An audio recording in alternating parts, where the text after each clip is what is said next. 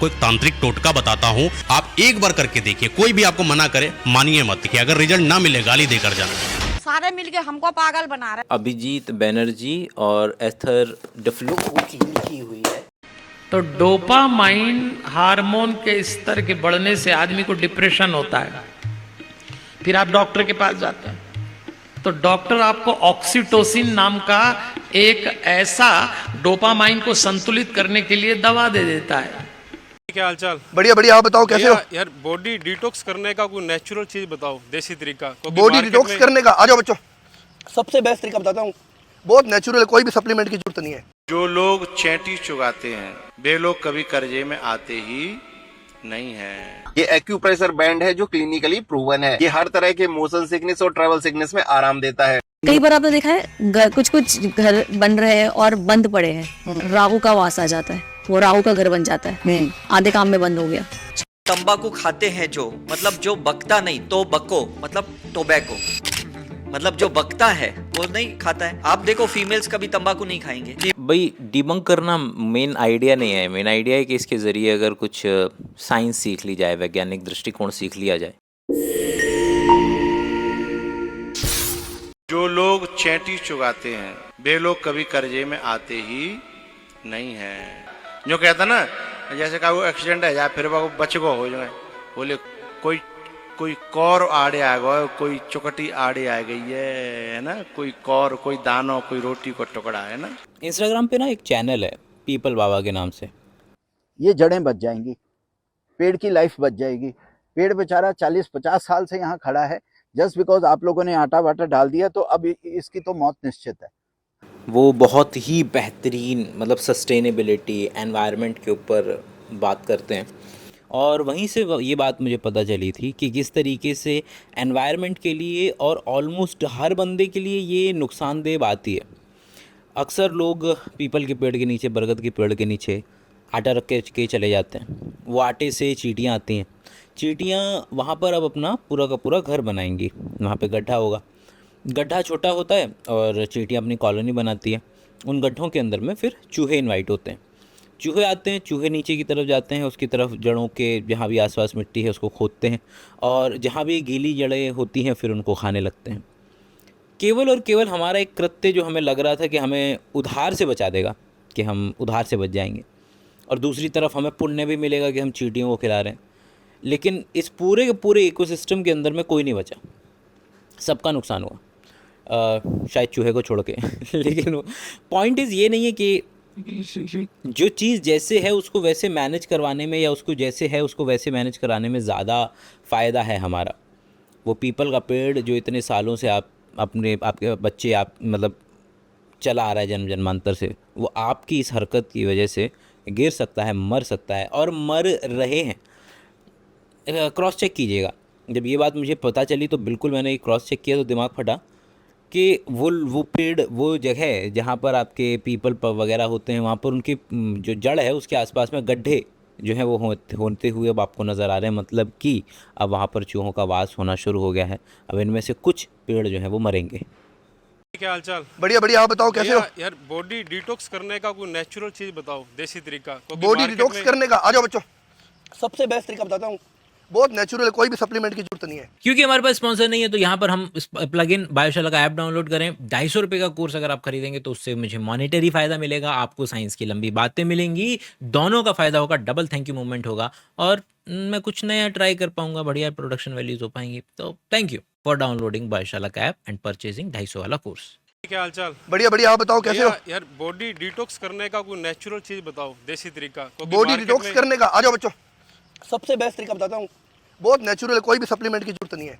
क्या करना है, आ जाओ। ओ जिंक जो आते हैं मार्केट में, है ना, 10 रुपये करीबन 200 से 250 ग्राम आ जाएंगे।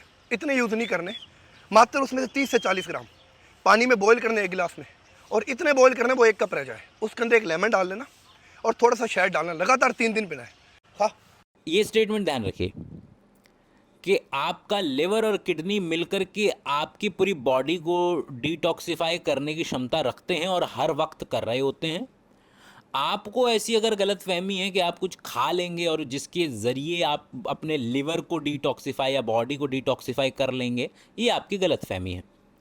आपके शरीर में काम करने वाले मॉलिक्यूल्स की कमी तो है नहीं, धड़ाधड़ अलग अलग रिएक्शंस चल रही हैं, तो क्या ये किसी मॉलिक्यूल की प्रॉपर्टी है कि वो आपको नुकसान कर दे? हाँ और ना। हाँ इसलिए कि हाँ अल्टीमेटली नुकसान तो वही अल्कोहल का मॉलिक्यूल ही करेगा, लेकिन ना इस नज़रिए से कि वो अल्कोहल का जो मॉलिक्यूल है वो आपका बॉडी भी पूरी कोशिश करता है कि उसको कैसे भी करके आपकी बॉडी से निकाला जाए। टॉक्सिकोलॉजी के अंदर में पहली क्लास में समझा दिया जाता है कि आपका लिवर के अंदर में इस तरीके के एंजाइम्स हैं जो सारे के सारे जो चीज़ आप खाते हैं उसको सबसे पहले लिवर के पास ले जाया जाता है हेपाटिक पोर्टल सिस्टम के ज़रिए। अगर सारी चीज़ें सबसे पहले लिवर के पास पहुंच रही हैं तो वो उसकी फ्रिस्किंग करता है, देखता है इसके अंदर में क्या सामान ऐसा है जो कि मुझे नुकसान कर सकता है। तो अगर ये मॉलिक्यूल ज़्यादा मात्रा में है तो उसके ऊपर OH ग्रुप लगा दिया जाए, उसको काट दिया जाए, उसके ऊपर कोई और ग्रुप लगा दिया जाए। किसी भी तरीके का पोलर ग्रुप लगा देने से वो छोटा हो जाता है, उसका साइज़ छोटा कर दिया जाए और उसके ऊपर कोई पोलर ग्रुप लगा दिया जाए। ये दो चीज़ें करने से किडनी के लिए आसान है कि उसे छान करके यूरिन के ज़रिए बॉडी से बाहर निकाल देना।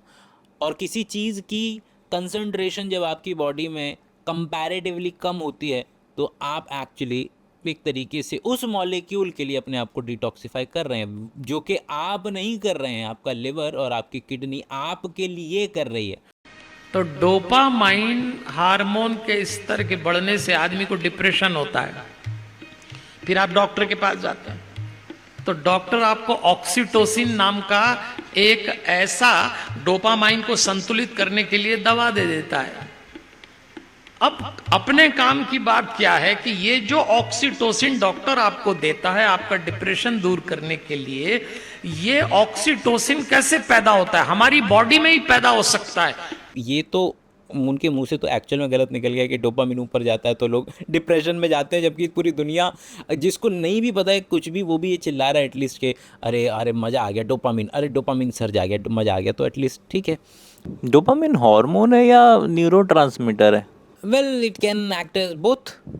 हमारे शरीर के अंदर में बहुत सारे ऐसे मॉलिक्यूल्स हैं जो कि न्यूरोट्रांसमीटर की तरह भी एक्ट कर सकते हैं, हार्मोन की तरह। ख़ास कंटेक्स्ट में न्यूरोट्रांसमीटर एपिनेफ्रिन, नॉरएपिनेफ्रिन, कभी कभी हिस्टामिन, ये भी कर सकते हैं। मुद्दा ये नहीं कि मैं ये कह रहा हूँ कि उन्हें पता होना चाहिए कि फिजियोलॉजी क्या है बस उन्हें ये तो पता हो कि उन्हें पता नहीं है तो बकैती न की जाए। खैर बहरहाल दो शब्दों का जिक्र किया उन्होंने, डोपामिन और ऑक्सीटोसिन। ये दोनों ही मॉलिक्यूल इतने ज़्यादा ज़रूरी हैं और इतने ज़्यादा अलग अलग कंटेक्स्ट में अलग अलग तरीके से काम करते हैं। जैसे लोगों को हमेशा लगता है कि ये डोपामीन जो मॉलिक्यूल है इसकी प्रॉपर्टी है आपको खुश रखना, जबकि ये डोपामीन मॉलिक्यूल आपका रिसेप्टर कहाँ पर है, वो जो मॉलिक्यूल है वो किससे जाके चिपकेगा, कहाँ चिपकेगा, किस समय चिपकेगा। ऑक्सीटोसिन ही ले लीजिए, ये ऑक्सीटोसिन एक वक्त पे रिलीज़ होता है तो बच्चे को बाहर निकालने काम आता है। वो जो बच्चा पैदा हो रहा है ना, वो बाहर निकालना वो ऑक्सीटोसिन का काम है, क्योंकि उसके रिसेप्टर कहीं और हैं। जब कहीं और रिसेप्टर होते हैं तो फिर वो वही ऑक्सीटोसिन ही दूध को जो है वो बाहर इजेक्ट करने के काम में आता है। वही अगर जा कर के ब्रेन में मैगडेला वगैरह पे अटैच करता है तो वही वो बॉन्डिंग की भावना को जागृत कर सकता है। तो चीज़ें इतनी सिंपल नहीं है। और मतलब मेन मुद्दा और एक जो इम्पोर्टेंट मुद्दा मालूम है क्या है कि वैज्ञानिक तथ्यों के ज़रिए इस बात को प्रूफ करना, अपनी बातों में वो स्टेटमेंट्स को लेकर के आना ताकि उनकी बात को वज़न मिल सके, उनकी बात वैलिडेट हो सके, लेकिन केवल तब तक जब तक विज्ञान इस चीज़ की पुष्टि कर रहा है। जैसे ही विज्ञान उसकी खिलाफत करता है तुरंत बोलते हैं ये तो वेस्ट के लोग हैं, वेस्ट वाली थिंकिंग क्यों ला रहे हैं ये लोग इधर। कई बार आपने देखा है कुछ कुछ घर बन रहे हैं और बंद पड़े हैं, आधे काम में बंद हो गए। पहली बार जब घर आधे काम में बंद हो जाते हैं मतलब वहां पर राहु का वास आ जाता है, वो राहु का घर बन जाता है, आधे काम में बंद हो गया। ठीक है, इसकी सबसे बेस्ट रेमेडी ये है आप साउथ ईस्ट में रोज घी का दिया लगा दो। एक किताब दिखाता हूँ अभी, एक सेकेंड ना। ये किताब है अभिजीत बनर्जी और एस्थर डफ्लो की लिखी हुई है। किताब का नाम है Good Economics for Hard Times. Abhijit Banerjee और इनकी वाइफ को नोबेल प्राइज़ मिला हुआ है। इस अभिजीत भाई को जो नोबेल प्राइज़ मिला है वो इसी चीज़ के ऊपर मिला है कि किस तरीके से उन्होंने दुनिया में गरीबी के ऊपर काम किया है। और उसके ऊपर काम करते वक्त उन्हें पता चला कि किस तरीके से जो मकान आधे बने होते हैं वो एक कहानी बयान करते हैं। कहानी ये बयान करते हैं कि जब भी व्यक्ति के पास थोड़ा पैसा आता है तो वो अपने मकान को बनाना शुरू करता है और आधे में रोक देता है, फिर थोड़े पैसे इकट्ठे करता है, फिर मकान बनता है। आपके घर के अंदर में आपने आमूमन अपने गांव के घर को या कहीं अगर आप ऐसे परिवार से ताल्लुक़ रखते हैं तो आपने देखा है कि जब पैसा आता है तो फिर एक चढ़वा दिया जाता है कि एक माला चढ़वा देते हैं और पैसे के अनुसार ही ये डिसीजन लिया जाता है कि बाहर प्लस्तर या प्लास्टर होगा कि नहीं होगा। किसी भी इलाके से मेट्रो से अगर आप ये एक्सरसाइज करना चाहें तो कर सकते हैं। मेट्रो से जब आप दिल्ली घूमें या कहीं भी घूमें तो आपको घर दिखेंगे। घरों के अंदर में आप केवल और केवल ओवरऑल लेवल पर प्लास्टर्स हैं घर पे कि नहीं हैं, ये देख कर के आप बता सकते हैं कि वो किस तरीके के इलाके से आप गुज़र रहे हैं। तो अभिजीत बैनर्जी की 2 किताबें, good Economics for Hard times और पुअर इकोनॉमिक्स, पुअर करके कुछ नाम है, दूसरी किताब है वो भी मतलब बेहतरीन किताब है और इसी आइडिया पर है कि आखिर लोगों के मकान अधूरे बने हुए क्यों नज़र आते हैं। तो प्लीज़ मेक श्योर कि ये अभिजीत बैनर्जी का जो काम है वो आप खा जाएं। तंबाकू खाते हैं जो, मतलब जो बकता नहीं तो बको, मतलब टोबैको, मतलब जो बकता है वो नहीं खाता है। आप देखो फीमेल्स कभी तंबाकू नहीं खाएंगे, फीमेल्स बहुत कम सिगरेट पीते हैं क्योंकि बोलने की आदत बहुत है उन्हें, तो वो एक रोज रिग्रेशन होता है उनका। समझ में आ रहा है? मेल्स बोलते नहीं है इसलिए वो तंबाकू अंदर लेते हैं, सिगरेट अंदर लेते हैं, सप्रेस करते हैं। इंडिया में बहुत अच्छा है, एक फ्रीडम है बोलने का, अब्रॉड में बोलने नहीं देते, सोशलाइजेशन नहीं। आप लंदन में देखो इतना डिप्रेशन क्यों है। होम्योपैथी के किसी भी डॉक्टर के पास जाओ, 1-1.5 घंटा केस टेकिंग लेते हैं, उसमें ही आपका रिग्रेशन हो जाता है, आदमी ऐसे ही ठीक हो जाता है। एलोपैथी के डॉक्टर तो 2-5 मिनट से ज्यादा आपको खड़े भी नहीं कर, किसी को भी आप स्पेस दो, एक्स्ट्रा टाइम दो, वो रिग्रेशन। सर तो जो है वो पूरा कंपटीशन दे रहे हैं पोकी बाबा को। सर एक लाइन में कितने ज़्यादा लोगों को ऑफेंड कर रहे हैं। साइंटिस्ट को ऑफेंड कर दिया, फीमेल्स को ऑफेंड कर दिया और लड़कों को भी कर दिया। मतलब एक ही स्टेटमेंट में 3-4 लोगों को लपेट दिया। और ये पता नहीं क्यों मैं देख रहा हूँ कि लोग मतलब कि इसको ना रीजनिंग मानते हैं। लोग कहते हैं कि तंबाकू टोबैको मतलब कि जो बकता है वो नहीं खाएगा और जो नहीं बकता है वो खाएगा। क्या बकता है, क्या लगता है? इसके सिमिलर लाइन पे भी मैंने एक सुना हुआ है, वो है कि आपके घर बालकनी में पौधे रखे हैं, पौधे, हाँ तो आपके घर में गैस की समस्या ज़रूर होगी क्योंकि पौधे क्या निकालते हैं, गैस निकालते हैं, तो आपके घर में भी गैस की समस्या है, मतलब आपके शरीर में, पेट में गैस की समस्या है। इंसान को ना हर चीज़ के लिए एक रीज़न चाहिए। वो ये बात डाइजेस्ट ही नहीं कर पाता है कि उसकी जो ज़िंदगी बर्बाद हुई उसमें हो सकता है या वो सक्सेसफुल नहीं हो पाया या जो भी उसके साथ उसकी लाइफ में बुरा हुआ, उसका बच्चे का एक्सीडेंट हो गया, उसका गर्भपात हो गया। लोगों को लगता है कि there has to be a reason behind it, कोई रीज़न होगा क्योंकि चीज़ें रैंडमली तो नहीं हो सकती ना। और ये आइडिया कि चीज़ें रैंडमली नहीं हो सकती जो कि होती हैं will give rise to this idea as well कि वो व्यक्ति फिर बहुत सारी चीज़ों में विश्वास करने के लिए प्रोन हो जाता है। और जो आपको और मेरे को एक रैंडम बकैती लगेगी कि यार ये कैसे कोई व्यक्ति सोच सकता है या पूकी बाबा वाले स्टेटमेंट दे सकता है कि विश किट, तो आखिर कैसे, तो लोग फिर धीरे धीरे इन चीज़ों में विश्वास करना शुरू कर देते हैं। और believe me, they actually believe in it. अक्सर लोगों को लगता है कि यार ये एक्टिंग कर रहा है ना, but they actually believe in it. अगर आपके आसपास एग्जाम हो और आपको एग्जाम देने जाना हो तो मैं आपको एक तांत्रिक टोटका बताता हूं जिसको करने के बाद आप कोई भी एग्जाम दोगे उसमें आप अच्छे मार्क से पास हो जाओगे। ये जो विद्या मैं आपको बताने जा रहा हूं इसको तांत्रिक लोग करते थे जब भी जल्दबाजी में उनको कोई विद्या हासिल करनी होती थी। आपको क्या करना है, रात के 3 बजे के समय में आपको फिटकरी, कपूर और लौंग ले लेना है। जिस भी किताब को आपको पढ़ना है उस किताब पर 7 बार आपको घुमा देना है। ये जो घेरा आप बना रहे हो ये घेरा एक कवच का निर्माण करेंगे। मेरी बात मानिए, एक बार करके देखिए, आपको फल मिलेगा और अवश्य मिलेगा। बस एक बार करके देखिए, अगर रिजल्ट ना मिले गाली देकर जाना। सारे मिलके हमको पागल बना रहे हैं। अरे रुको यार, क्या हो गया? अरे यार वॉमिटिंग सी हो रही है। मुझे पता था तुम्हें यही प्रॉब्लम आएगी, इसलिए मैं तुम्हारे लिए ऑलरेडी ये लेके आया हूँ। ये क्या चीज है? अपना हाथ इधर लाओ, इस बैंड को बस इस तरह से पहन लेना। इस छोटे से बैंड से क्या होगा? ये एक्यूप्रेशर बैंड है जो क्लिनिकली प्रूवन है। ये हर तरह के मोशन सिकनेस और ट्रैवल सिकनेस में आराम देता है। फिर चाहे आप कार से ट्रैवल कर रहे हो या समुद्र में ट्रैवल कर रहे हो या प्लेन से ट्रैवल कर रहे हो। इसको बच्चे पहले ये समझ लें कि क्योंकि भाई डिबंक करना मेन आइडिया नहीं है, मेन आइडिया है कि इसके ज़रिए अगर कुछ साइंस सीख ली जाए, वैज्ञानिक दृष्टिकोण सीख लिया जाए। आखिर हमें कभी बाहर जाते हैं, पहाड़ों पे जाते हैं, समुद्री यात्रा पे जाते हैं या झूले पे बैठे होते हैं तो चक्कर आते ही क्यों हैं? हमारे जो कान है उसके दो मेन पार्ट हैं। एक वो पार्ट जो आप सुनने के लिए इस्तेमाल करते हैं और एक वो पार्ट जो आप अपने बैलेंस के लिए इस्तेमाल करते हैं। आपको मालूम है खड़े बच्चे के लिए बैलेंस करना अपने आप को कितनी जद्दोजहद का काम होता है। वो धीरे धीरे सीखता है, 1-1.5 साल पे जाकर के चलता है।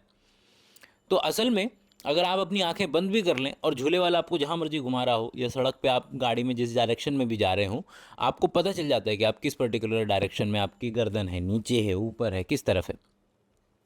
तो आपके जो कान से आपके ब्रेन को सिग्नल जा रहा है, वो जा रहा है कि आप लेफ्ट जा रहे हैं, और आंखों से तो सिग्नल जा रहा है कि नहीं नहीं। तो जब डिस्क्रिपेंसी होती है आँखों और कानों के अंदर में, बहुत सारे रीज़न्स हैं, उसमें से एक रीज़न ये है जिसकी वजह से आपके ब्रेन को लगता है कि आपने कुछ जहरीला खा लिया है। याद कीजिए कि जब दारू पीते हैं तो क्या बिगड़ता है? बैलेंस बिगड़ता है। कोई इतिहास के अंदर में हम कोई फंगस खा लिया करते थे कोई बेकार सी, तो क्या बिगड़ेगा? बैलेंस बिगड़ेगा। तो हमारे दिमाग ने लिंक कर लिया कि बैलेंस बिगड़ना मतलब इसने कुछ गंदा खाया है, इसने कुछ गड़बड़ खाया है। अगर मैं इसको इस वक्त उल्टी करवा दूँ तो इसकी बॉडी से वो टॉक्सिक पदार्थ जो है वो ख़त्म होगा, निकलेगा, और इसके बच्चे ने ज़िंदा बचे रहने की इसकी संभावना बढ़ जाएगी। और इसीलिए उल्टी के बाद जो दिमाग घूमता है तो उसके अंदर में उल्टी आती है। या गाड़ी जब चल रही होती है तो आपको आँखों से और कान से जो सिग्नल मिल रहे हैं दोनों अलग अलग हैं, उसकी वजह से आपका बैलेंस नहीं बन रहा है और बॉडी को लगता है आपने कुछ बुरा खा लिया, चलो उल्टी करा देते हैं, और आपको उल्टी आ जाती है। कई केसेस के अंदर में ये फ़ायदा भी कर सकता है। जैसे ये बैंड है, वो आपको अगर विश्वास दिला दे तो आपके ब्रेन में प्लेसिबो इफेक्ट के तहत आपको कभी कभी लग सकता है। लोग बहुत सारी चीज़ें ट्राई करते हैं, कहते हैं एक जुराब में पता नहीं क्या पत्ता डाल लो, या फिर आप क्या कर लो कि अखबार के ऊपर बैठ जाओ। तो बहुत सारी ऐसी चीज़ें हैं जो काम करती हैं। इसलिए नहीं कि वो काम करती हैं, इसलिए कि आपका दृढ़ निश्चय इस बात में कि वो चीज़ काम कर रही है, वो काम कर जाएगी। लेकिन अब इस वजह से आप किसी का अगर हाथ कट जाए और आप उसको बोलें कि आप दृढ़ निश्चयी हो जाएं, आप मरेंगे नहीं, तो वो बचेगा नहीं। वो बहुत ही एक मिनिमम बैंडविड्थ है जहाँ पर ये चीज़ें काम करती हैं, हर जगह नहीं करेगी।